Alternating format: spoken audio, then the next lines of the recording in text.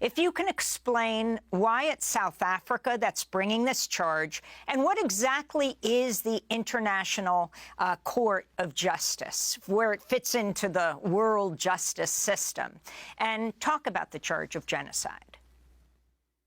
Well, thank you very much for having me on, Amy. My best to your listening audience. Not to toot my own horn here, but I was the first lawyer ever to win anything under the Genocide Convention from the International Court of Justice that goes back to 1921. I single-handedly won 2 world court orders for the Republic of Bosnia-Herzegovina against Yugoslavia to cease and desist from committing all acts of genocide.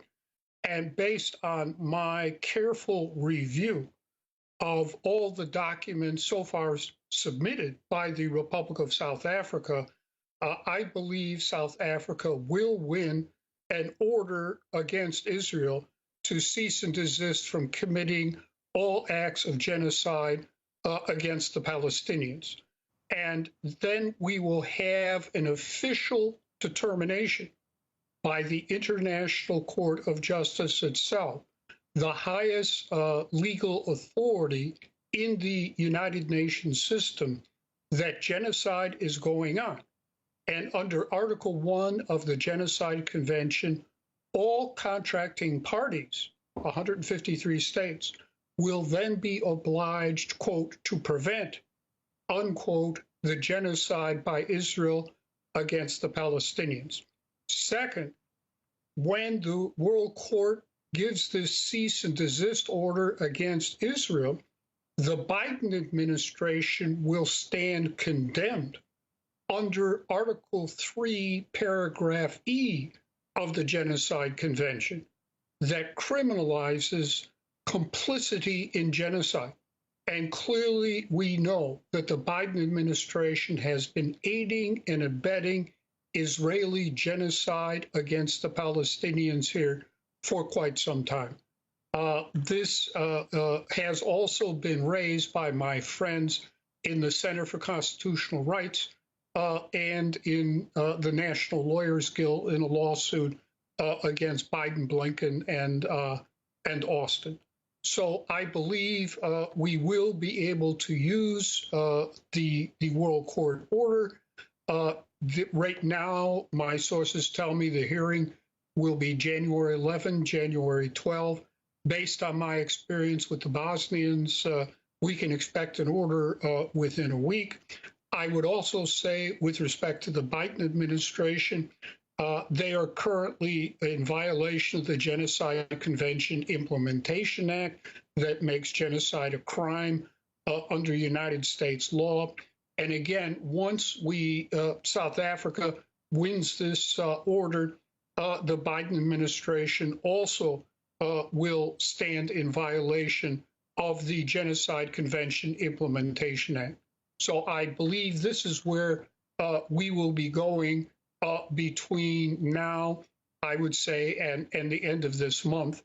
And it is up to all of us as American citizens to figure out and support what South Africa is doing at the International Court of Justice here.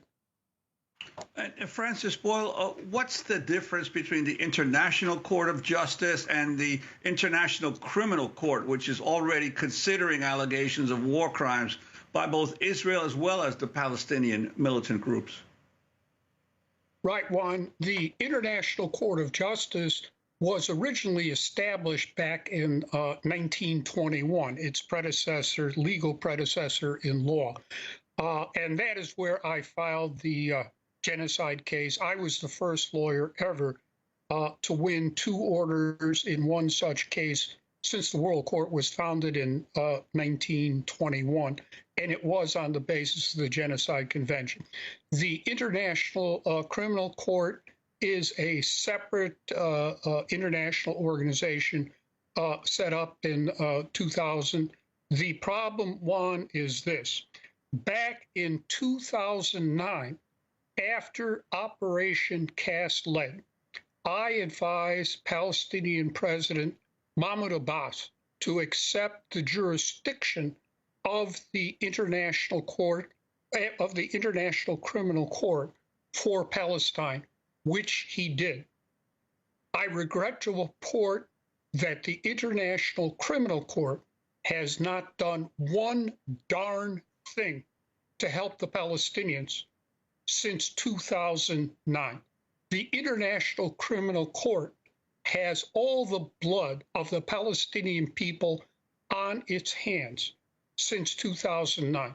And Juan, that is why we set up a campaign to find a state willing to file a lawsuit at the International Court of Justice, the World Court.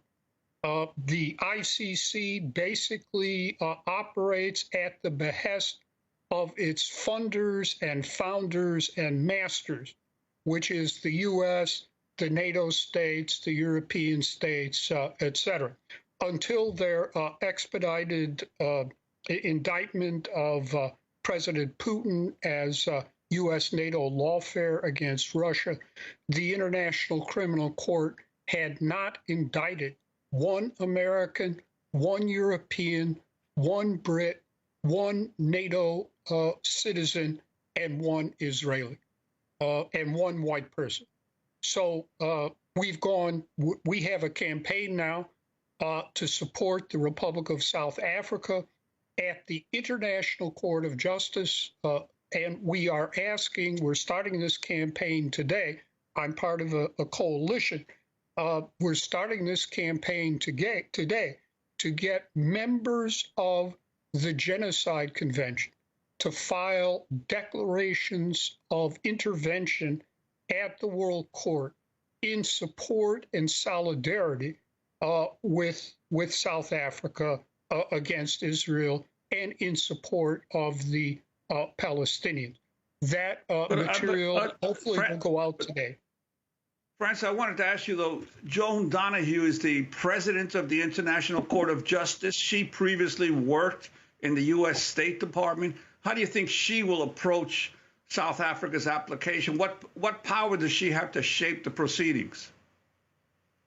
That's a good question, Juan. Yes, Donoghue is a lifelong, career-long U.S. State Department legal apparatchik, which is how she got the job. And I'm sure she's in contact right now today with the U.S. State Department, giving them a heads up on everything going on over there at The Hague behind the scenes. She will toe the State Department party line in these proceedings. I regret to report the president does have a lot of power there to shape these proceedings. I suspect she will use that power to shape the proceedings in favor of Israel. However, I have also been advised that the Republic of South Africa is, as of now, nominating a judge ad hoc that is their right under the statute of the International Court of Justice. I don't have a name yet, but I would hope the South African judge ad hoc will do his or her best to try to keep Donoghue straight.